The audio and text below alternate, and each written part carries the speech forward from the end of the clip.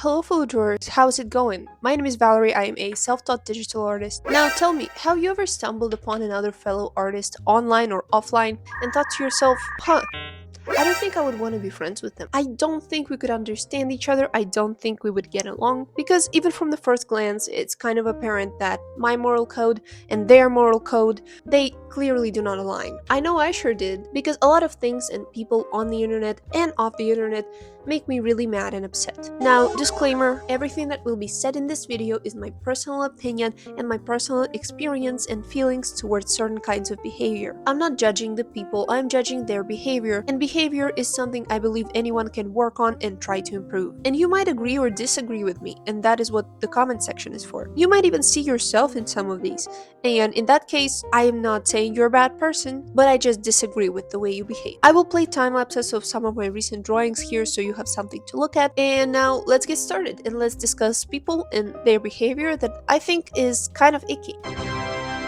Type number 1 is artists who are not even artists, fake, shameless liars who have no respect towards people who actually put in effort, blood, sweat, and tears into making art. I think everyone will probably agree with this, so I wanted to get all of them out of the way first. This group includes A, which stands for AI, prompters. See how I said prompters and not artists? Yeah, that's because you're not an artist. Anyone can think of a fun idea and describe it in a sentence. That's literally a task for a 7-year-old. And that only deserves applause and will make your mom proud if you are 7 years old. And that was the first sentence you spelled correctly.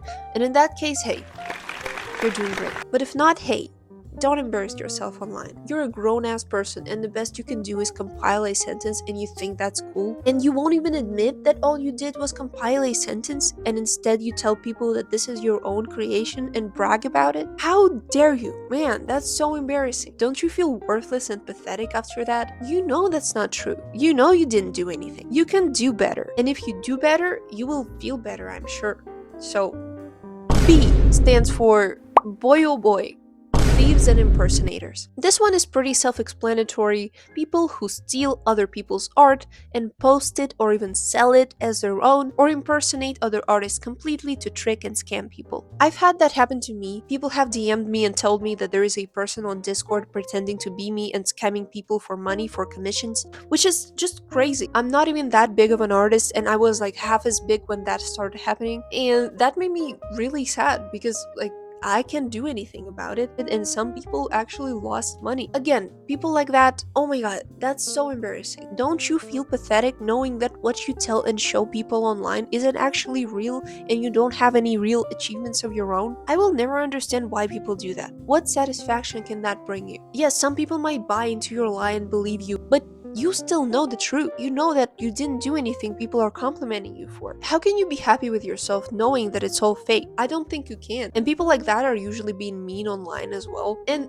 that spite doesn't come out of nowhere. I believe those people are deeply unsatisfied with their life. But instead of doing something to change it, they take out their anger on other people. And that is a sad way to exist. So do better. I hate when people say do better, but in this case, I think it's applicable. And C stands for, come on, tracing? Tracers. People who don't steal someone else's work completely, but instead trace over that work line to line and just change a couple of details and colors and call it a day. And I mean, I think it's okay to trace when you're trying to study someone else's work and you cannot get the hang of their line work and how they draw certain things. And in that case, maybe tracing over their work can help you understand their hand movements and line weight better. But don't post it, and definitely don't call it your original work. At the very least, credit the original artist. Or you can just draw it yourself and learn something new in the process, because tracing, if done mindlessly just for the sake of tracing, will get you nowhere. You must learn how to draw things yourself. You can use that same drawing that you wanted to trace,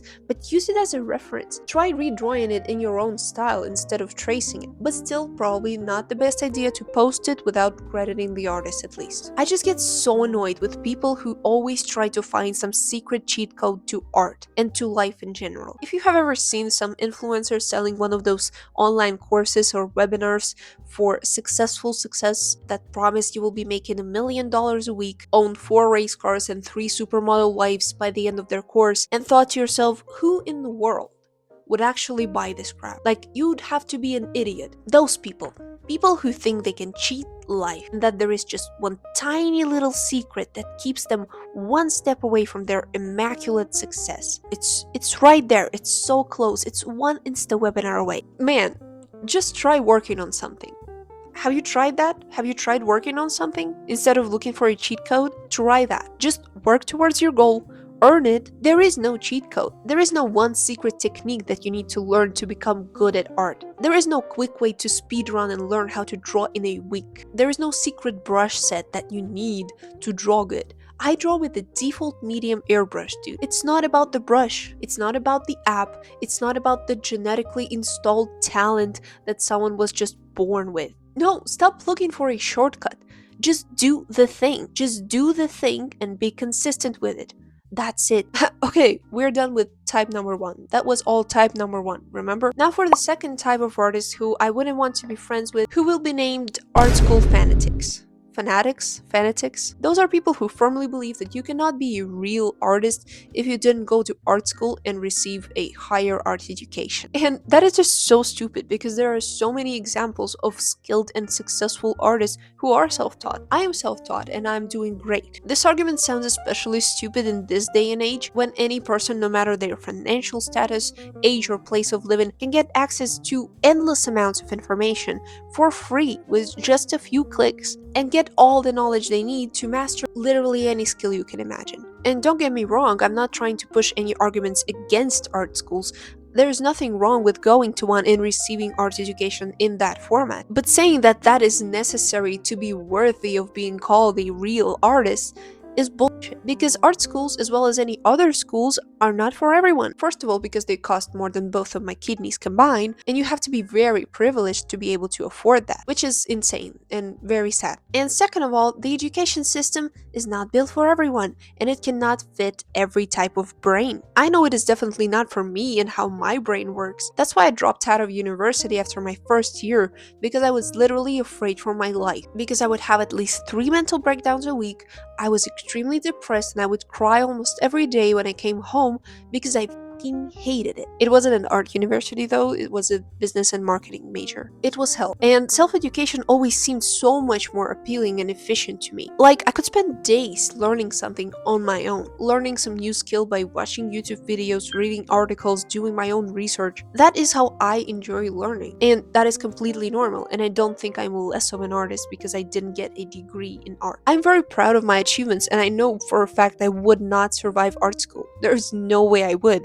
That environment scares me to death. And I also think that nowadays you can very much succeed in getting your dream art job without the art degree, because I just don't believe that if you send your portfolio showing a great level of skill and a perfectly fitting style for a company you're applying for, that they're gonna turn you down just because you don't have an art degree. I don't think anyone cares as long as your skills are good and you know how to present yourself. Yeah, so as long as you enjoy learning and can be consistent with it, learn in any way or form that works for you. You are a real artist no matter what path you chose to go. Type number 3 is self-deprecating type. Now, let me explain myself. This one, unlike the previous ones that we talked about, is at least not harmful to society, which is already pretty great. But whenever I see someone post a drawing and I look at the caption and it's something like, "Oh guys, I know I can draw, don't even tell me. I know my art sucks and I suck, and also I'm stupid and ugly and a loser, and the world would be better off without me because nobody likes me either way."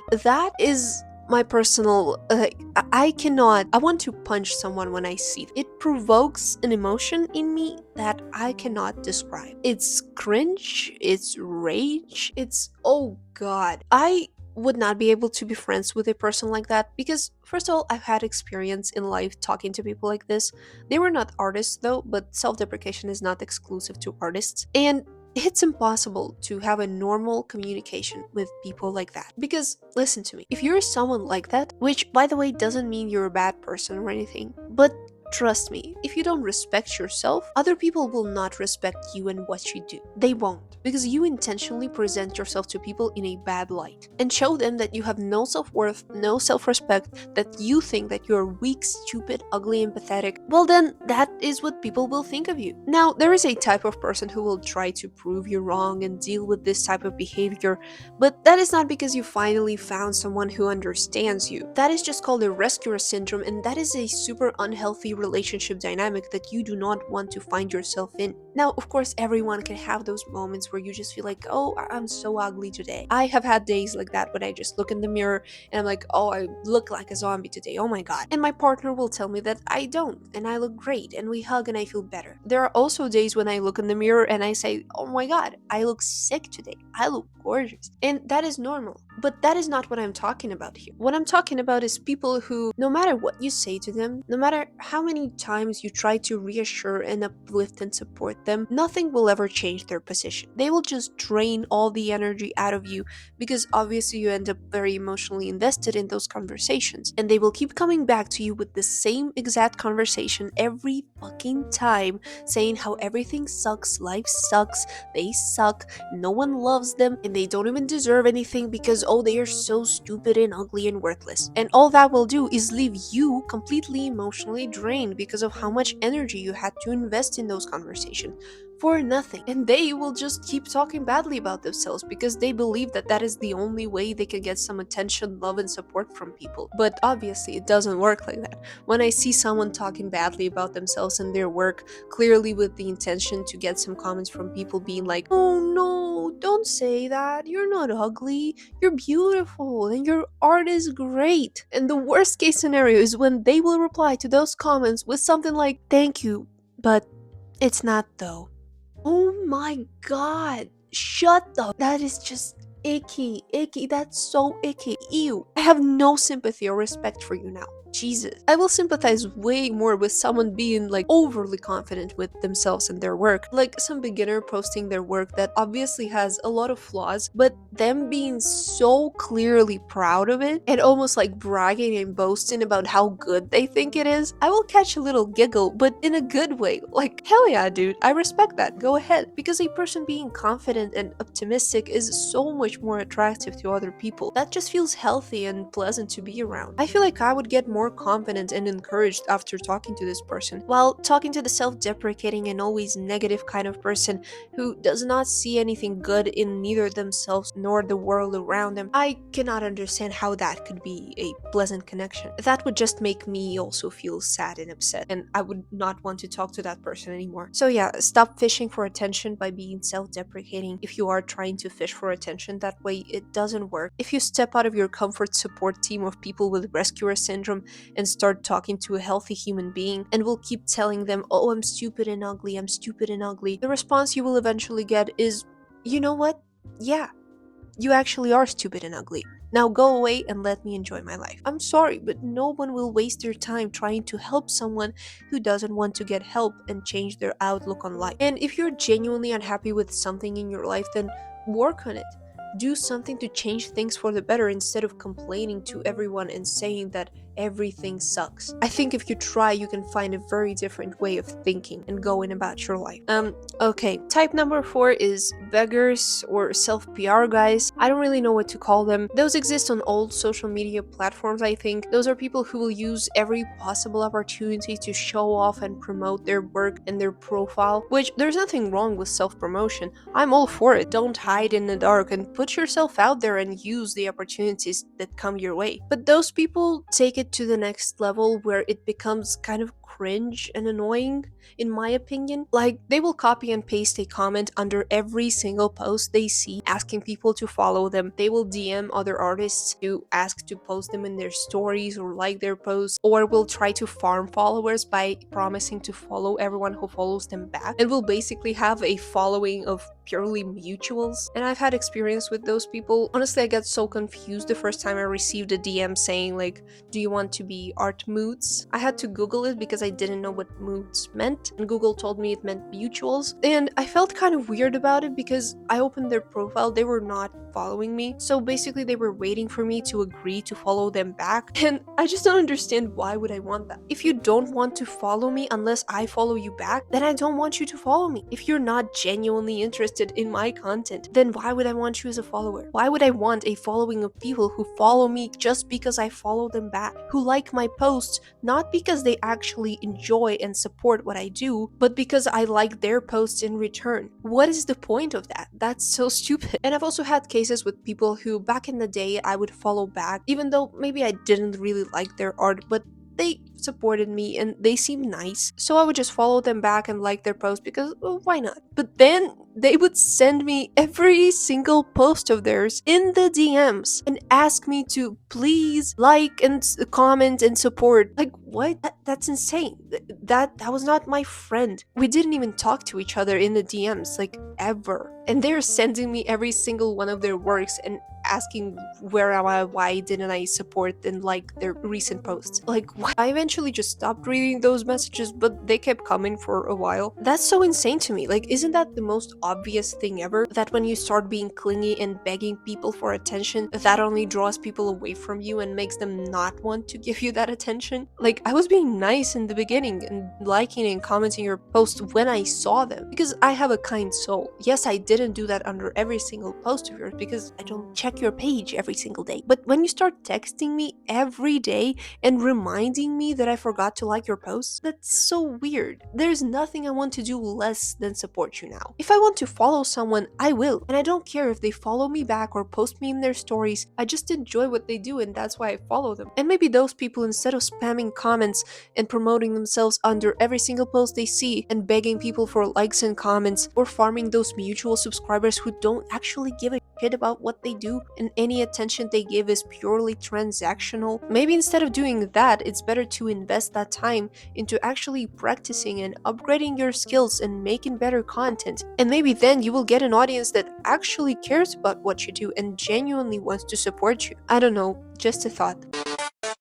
This is pretty much all I wanted to talk about today. I don't know, maybe I will make a part 2 to this if I come up with something else, or maybe do the opposite and talk about the types of artists that I would want to be friends with. If you have any video ideas in mind, something that you would want me to talk about, then you can leave your suggestions in the comments, and also feel free to share your opinions as well. Do you agree with me or not? Or maybe you have your personal artist's ick list? If you enjoyed this video, then press like, subscribe. I have other talking videos like this on my channel, as well as some tutorials that you might find useful, so you can go watch those if you want. Or if you just want to look at the art that I make, then you can check it out on Instagram, Kara, or here on YouTube Shorts. And good night, good day, goodbye.